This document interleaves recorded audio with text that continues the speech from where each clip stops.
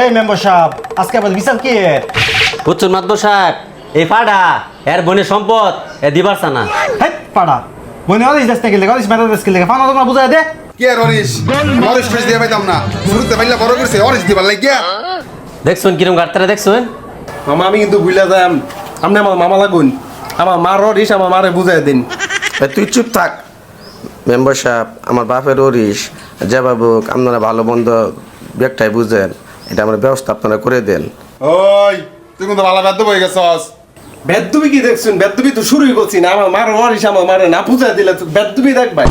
আমগো রাই কানছস আমগো বিচারটা করবার দে তুই আগে ফালাফালি লাগাই দিছস তাইলে কেমন হইব দেখছিস মেম্বার সাহেব। মেম্বার সাহেব তাহলে তোর বিচার তোরাই কর, আঙ্গুর কেলে ডাইকে আনছস কি কর মাতবর সাহেব। হ্যাঁ যাই না আপনি কোনো দরকার নাই, আমার মার সম্পদ আমি কেমনে যেমনে পারি এমনি নিয়া। দেখছুন কিন্তু বেদব দেখছুন।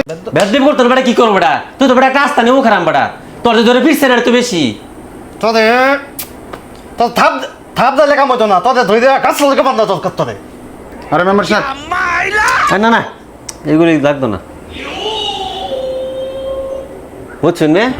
না এটা বিচার আসলে আগে ফাইনাল করবো লাগে না, তুই আগে আলাপ করে লইবি না বেটা। আমরা তো বেটা জীবনে কম বিচার করছি না বেটা, তোর বাইকটার মতো বেদ আমি আর একটাও পাইছি না বেটা। তোর বাইকটা যদি জমি পা তাহলে কিন্তু আমগো ইজ্জত থাকতো না কই দিলাম। হ্যাঁ মেয়ে এটা দেউন যে চল জায়গা দেখতাছি এটা চিন্তা করিস না।